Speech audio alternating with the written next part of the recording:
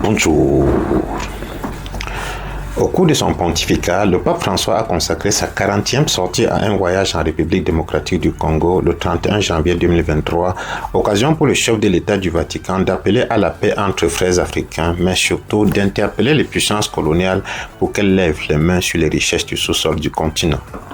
Face aux autorités, à la société civile et au corps diplomatique, le pape François avait prononcé ce discours dont les extraits parlent d'eux-mêmes, je cite. Dans votre pays, qui est comme un continent dans le grand continent africain, on a l'impression que la terre entière est pays. Mais si la géographie de ce poumon vert est riche et variée, l'histoire n'a pas été aussi généreuse. Tourmentée par la guerre, la République démocratique du Congo continue de subir à l'intérieur de ses frontières des conflits et des migrations forcées et à souffrir de terribles formes d'exploitation indignes de l'homme et de la création.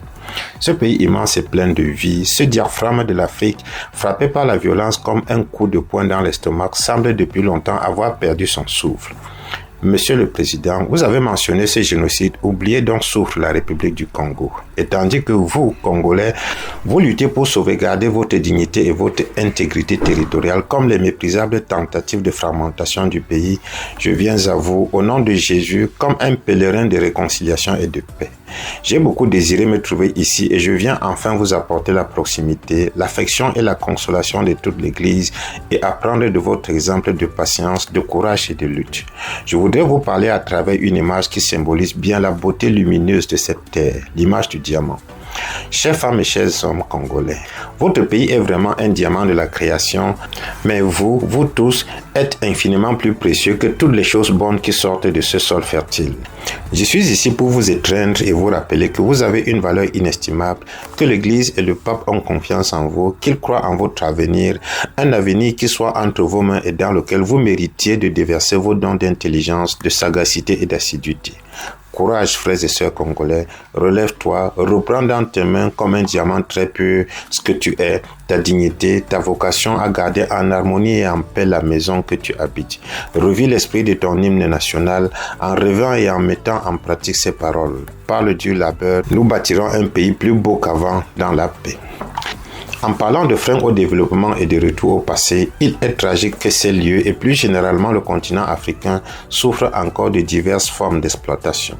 Il y a cette devise qui sort de l'inconscient de tant de cultures et de tant de personnes. L'Afrique doit être exploitée. Cela est terrible. Après le colonialisme politique, un colonialisme économique tout aussi asservissant s'est déchaîné.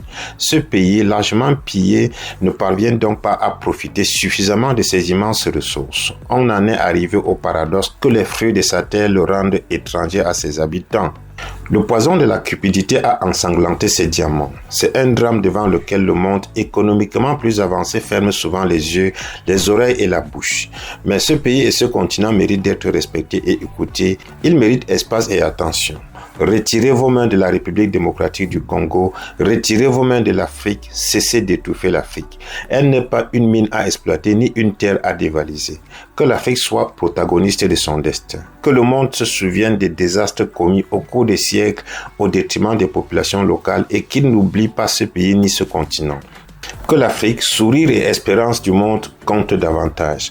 Qu'on en parle davantage, qu'elle ait plus de poids et de représentation parmi les nations.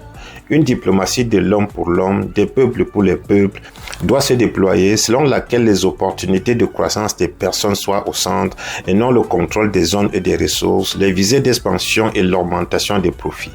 En regardant ce peuple, on a l'impression que la communauté internationale s'est presque résignée à la violence qui le dévore. Nous ne pouvons pas nous habituer au sang qui coule dans ce pays depuis des décennies désormais, faisant des millions de morts à l'insu de beaucoup. Il faut que l'on sache ce qui se passe ici, que le processus de paix en cours, que j'encourage de toutes mes forces, soit soutenu dans les faits et que les engagements soient tenus. Grâce à Dieu, il y en a qui contribuent au bien de la population locale et à un réel développement à travers des projets efficaces. Non pas des interventions de pure assistance, mais des plans visant à une croissance intégrale. J'exprime toute ma gratitude aux pays et aux organisations qui fournissent des aides substantielles en ce sens, en contribuant à la lutte contre la pauvreté et les maladies, soutenant l'état de droit et promouvant le respect des droits humains. Je forme le vœu qu'ils puissent continuer à jouer pleinement et courageusement ce noble rôle. Ce pays, riche de son pluralisme typique, a lui aussi un caractère polyédrique. C'est une richesse qui doit être conservée en évitant de glisser dans le tribalisme et la confrontation. Prendre obstinément parti pour sa propre ethnie ou pour des intérêts particuliers alimentant des spirales de haine et de violence tourne au détriment de tous en bloquant la nécessaire chimie de l'ensemble. Le problème n'est pas la nature des hommes ou des groupes ethniques et sociaux, mais la manière dont on décide d'être ensemble.